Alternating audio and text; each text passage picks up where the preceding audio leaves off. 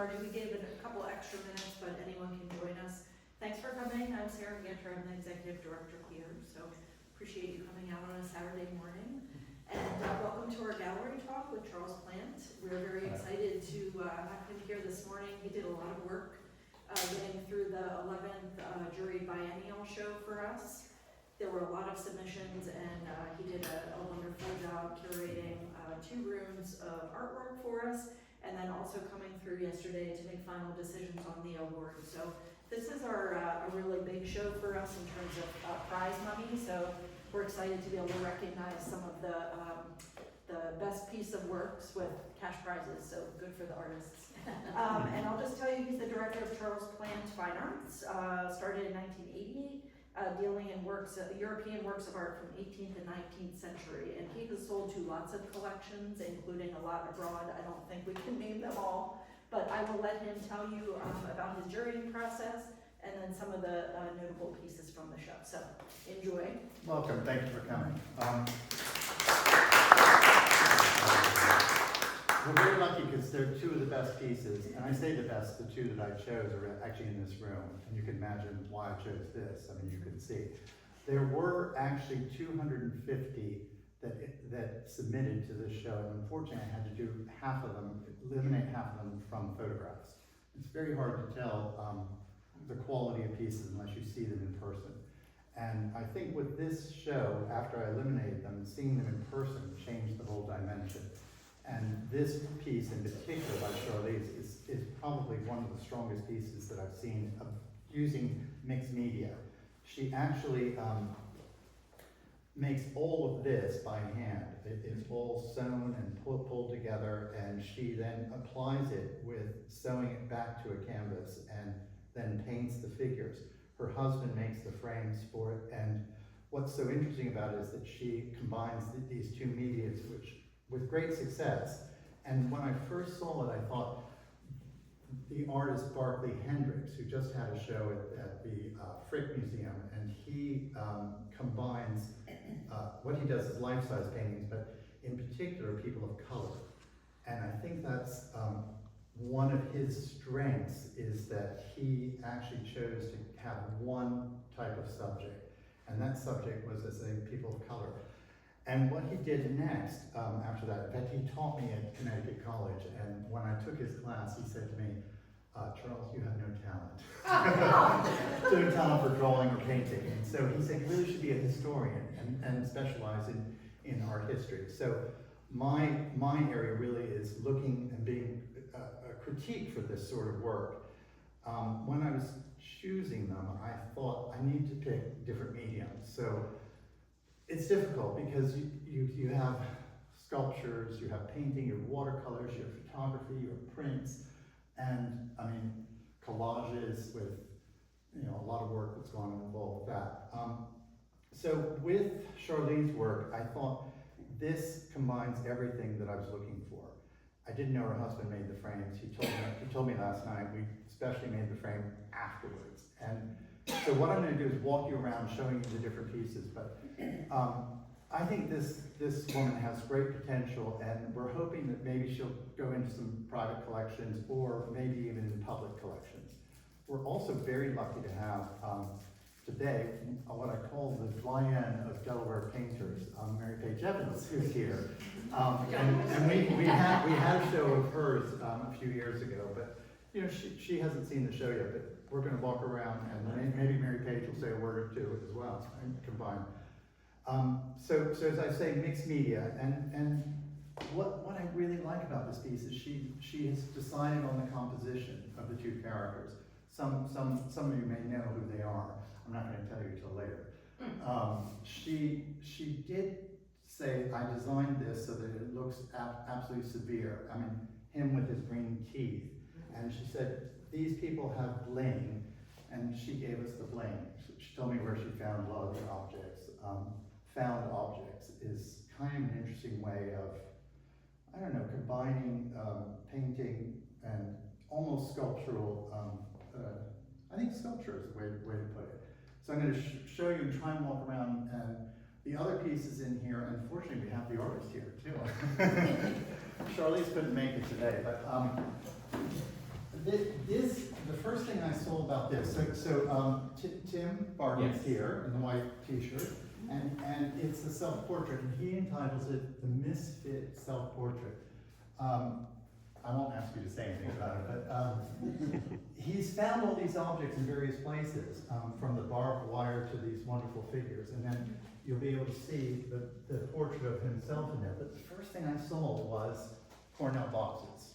And Joseph Cornell made these boxes in the 19th century, combining, again, found objects, painting, sculpture, and, I mean, Tim has really found everything. As I say, barbed wire to, are they moths or butterflies? And it'd be interesting to hear from him about where he's found these objects. And these even look like 19th century daguerreotypes to me. And the more I look at it, the more I find different things in it. But he's done two things in this show, and it was really a toss-up between the two. And again, I only saw them from photographs originally, and it's difficult to get the three-dimensional quality from a photograph. But when I saw it in person, I thought, oh my goodness, he's really got talent. And again, you have to get your ideas from somewhere. And I'm sure you know Joseph Cornell's boxes. And you know, even if you're copying them, you're still getting an idea from somewhere. But with found objects, you can't copy because they're all truly unique. And maybe you'll say a word or two later, but how and where you found these things, and what does it mean? You know, what does all this mean? I think we're going to walk around and we'll look at. So this was essentially my second choice. So the first choice was obvious. I think the others are in the other rooms. I think, yeah. Is that okay?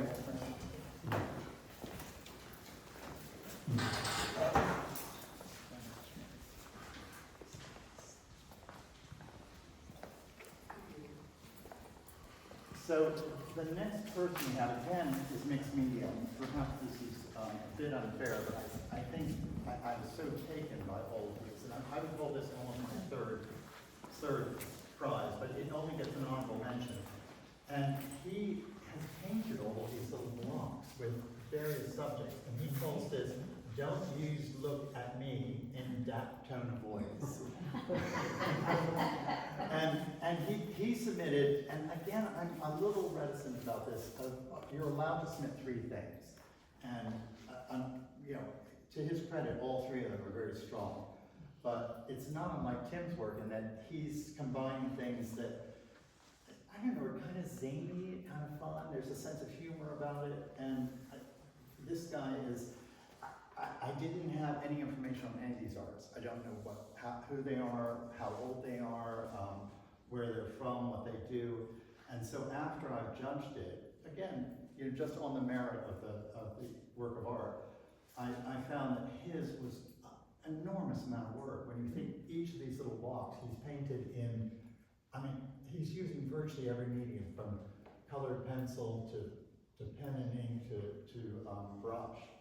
But what's it about? I mean, what are you all seeing? It's as I say, he titles it "Don't Use Look at Me in that tone of voice." Dat is in D-A-T.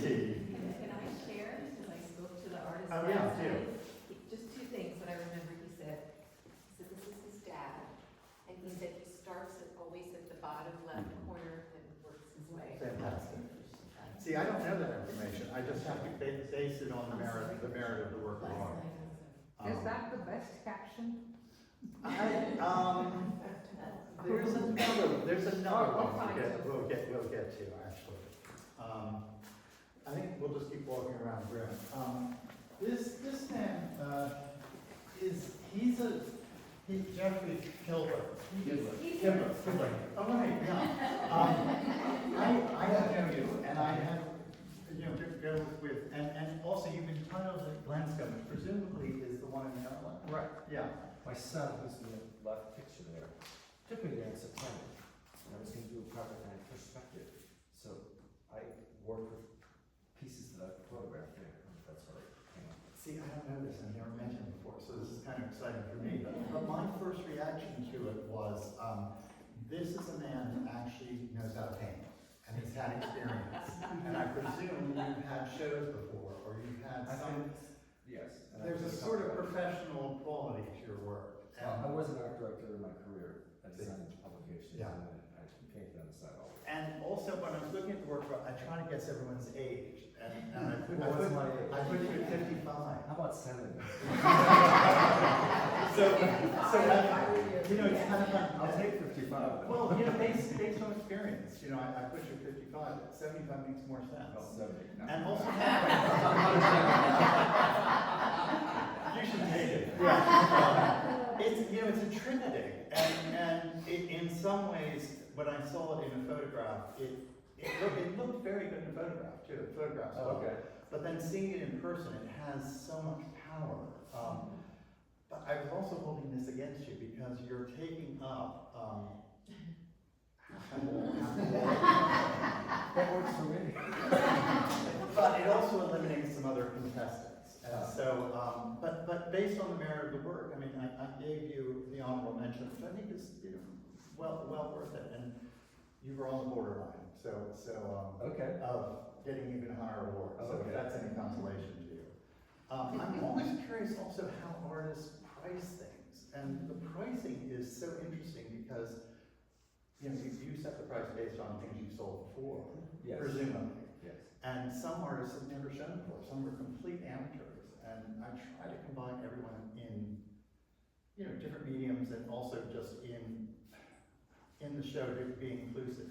And I think I could not include you because your work is so good. I'm kind of sorry you're here. Because I can be brutally honest about these things. No, be brutally honest. I thought the weakness of your painting actually was the figure, because figure painting, as Mary Page knows, it's very difficult to paint figures. And the artist Charlize, I was talking to her last night, she said, I can't paint hands, too difficult. And I said, her hands look pretty good. But you're fortunate in that, did you tell me this is your son? Yes. Yeah. We don't see his face. But then, no, I do portraits. I'll show you Is some. there a reason why we don't see his face? Because he was looking at the art. Okay. So we see him from behind. Right. I'll just show a couple of those that I considered since we're over here. I particularly like this woman's work, and she has another one in the show. She captures right beautifully. It's almost like Child Cassim or something like that from the Lime School of Art. And I saw her other work, and it just was so weak. And I thought, can she continue that style of painting? So I ruled her out based on that. To give you an idea of how I'm thinking, how I'm seeing things. But it's a very strong painting. I mean, look at how beautifully she captures the shadows in that sort of purple hue. The next one is over here.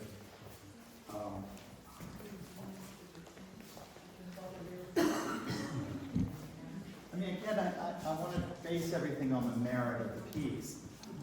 This man, Howard Herbal, he's a fabulous watercolorist. And if you can almost feel the temperature of the day in this watercolor and the rust.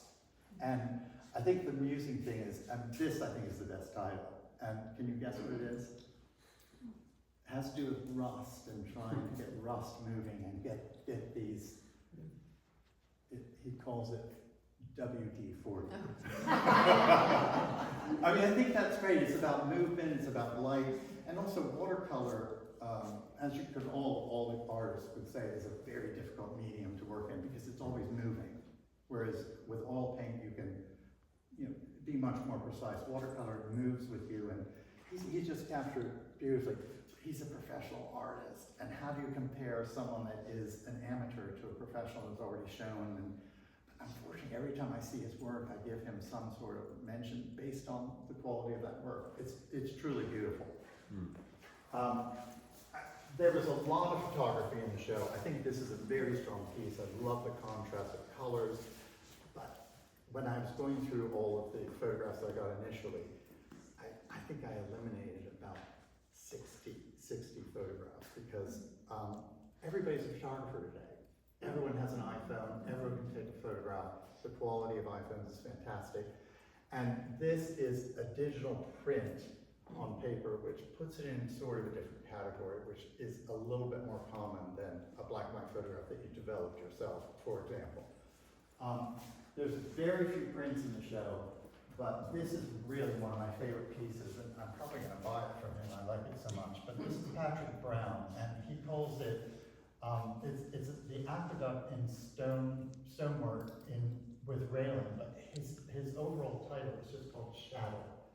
And he did it in December 2023, and he entitles it here, Africa, but he says shadow there. But it's one of one, and so one of one in this type of printmaking means that he's only gonna make one of them. And I think that it is a super strong image and a difficult process where he's combined, you can see the concrete and then the railings and everything is in shadow. I just think to have a print and show that quality is fantastic. I'll just show you some others that I considered, but Kim Feld is known for her landscapes, and her landscapes are super strong. They're usually things that are local, but this is a departure for her, and I think what she's done here is very adventurous. And I thought, do I give it to her? Again, a professional artist that sells things all the time. Begging her pardon, Mary Page, but you have to take into account some people. I love that piece. Yeah, it was a very close call, because I think it was between the watercolor and this, as I recall, and I had to eliminate some, but she is a hero. But, her work is so strong, you can tell there's a professional quality to her, but I like her departure, going into something else and being adventurous. And again, it's this mixed media, cutting things out, and then she's done all sorts of different, what are some of her materials? She's on board, canvas, combined, she has some canvas bits that she's cut out there. I think it's a very strong piece, and what does she tell of that? Presence. Pretty good title. Have I covered everything in this room? But I mean, the Art League has such a great history of promoting artists and getting people started, and I think if we member, maybe not a member should be in this show, but I think you not have to. I don't think we have to. And this is we figured it's the 22nd year, but it's the 11th year doing this, and we do it every other year. And I mean, look at it. And the quality, I think, is varying, but I think it's something that we need to continue to promote. And on top of that, I think that we, again, eliminating people, it must be heartbreaking for some that, had spent a lot of time on a work of art, and I had to base it on photographs because we just didn't have the room to hang this. And the hang is brilliant. How do you combine all these different paintings and make them look good, in spite of the fact you got half that wall and a prominent position? And the winner, we didn't know that she was going to be on that wall. Nick painted that color long before he even sold the piece. But I don't know that didn't influence me. It was just the strength of the piece. And again, I call them the Cornell boxes. They're in different rooms. So I saw one, I thought, gosh, I've seen that work before. And then I looked at both of them, and I would have loved to have seen them together. But it's, again, based on the merit.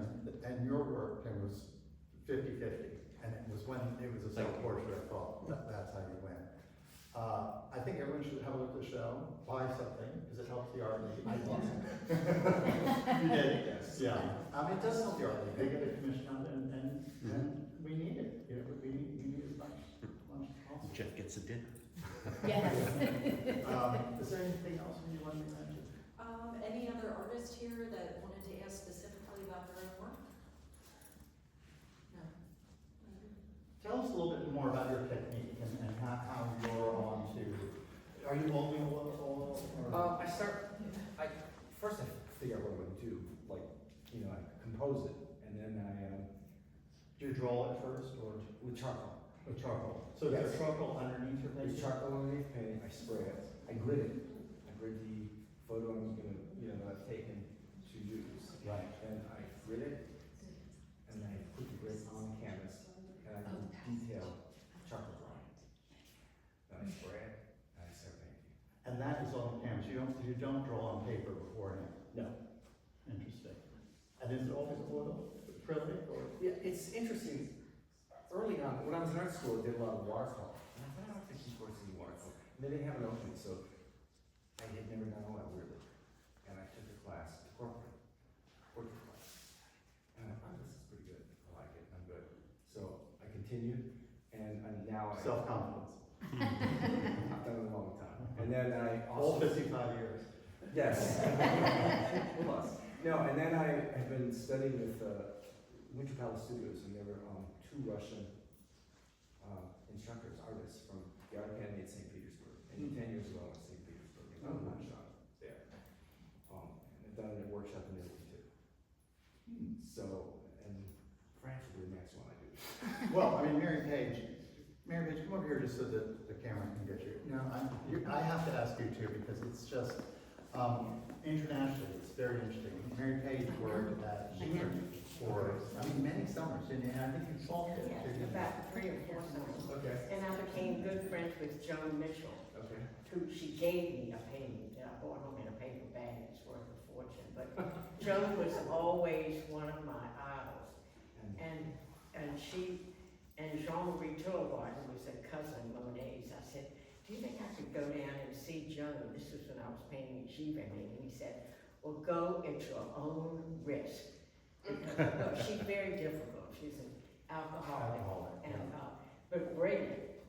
I mean, one time she said, she was on the phone and she said, yeah, Sam, I'll meet you at the Dome. And I said, my idol, Samuel Beckett. I mean, that said, she was a very interesting person. Influences. You know, I learned a lot from her. And Do you draw on the canvas beforehand? Because you do work on paper as well. yeah, I love drawing on paper. But I remember taking Joan, I would take pictures, paintings that I'd done, because I painted in her garden. And Okay. for her to look at.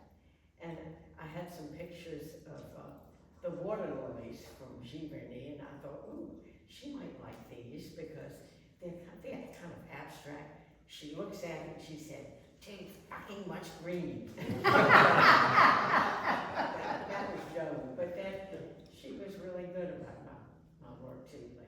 And you gotta get your ideas from somewhere, and Mary Page was painting something called water lilies. Who painted those? I can't remember. But Monet painted them. I learned a lot from her. Grace Hardigan was another mentor. Oh, forgot about Okay. this, yeah. Oh, I was with Grace a lot, right before she died. In fact, we had a show together for Marvelous in Baltimore. Okay. But I love having these strong mentors, and Jean Davis was another. It's been great, you know. And Mary Page, I put on, we put on a sort of retrospective show here at the Art League, I think it was 4 or 5 years ago, and quite successful. I mean, we sold quite a few of your pieces. And Mary Page and I have always, and we've done some joint lectures together, and we always call, what do we call it, Art League? The jewel in the crown of Rehoboth Beach. Oh, absolutely. I just want to thank, the people at the Art League, because now with all the problems we're having in the world, God forbid, we need art more than ever. And I think, thank heavens we have, things like, poetry, music, this place, theater, all the things that lift our spirits. Because Tim, do you want to come over and say, can I just ask you a couple of questions? Oh, yeah, sure. Yeah. So, stand here so the camera can get you. I was speaking we had an opening last night, and I was speaking to Tim, and before I was introduced to him, I said, you're the Cornell boxes guy. Because I could just tell his age, I got his age right. Sort of. I think I made you a bit younger. But I was asking you kind of where you find your things and why you find your things, and do you have a purpose or, a road to go down? I find things interesting, so I love old things. For whatever reason, I like something that feels like it's got age to it. And so I usually go out with Lois, and I usually head west. And she's a hat maker, or Uh-huh. a milliner. The Maryland-Delaware border. And if I find something, it just speaks to me. Like that piece there, I found it's the frame of rulers that I found. And that started. And that started the whole thing. So the whole thing is a measure of time. But then around the clock face are those little gems that look in, but underneath each of them is a photograph. And it goes from young to old all the way around there. From Time. Yeah. And then I'm in it 4 different times as an infant, as like a high schooler, as a young adult, and then now in some of my photographs underneath one of those and each of those. Is it semi-biographical as well? All my work is. Oh, It has that I didn't aspect to it, realize yeah. that, because that one was obvious to me, but.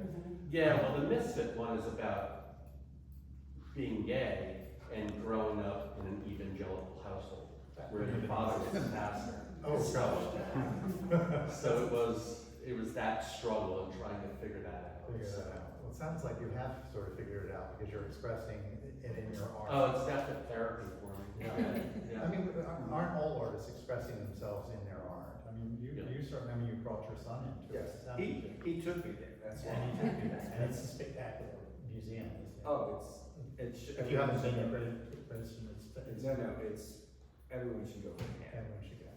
I want to go back and spend more time there. Well, I'm glad we've got three of the artists here. And did you have another thing to say?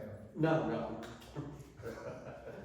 Thank you, Art League, and thank you for putting on the exhibition, and a great tribute to Nick, who isn't here to hang this show and make it look so interesting and combine all the different mediums, and the success of. That's an art in itself. It's an art in itself, Yes. hanging pictures. Thank you, Art League, the Juror.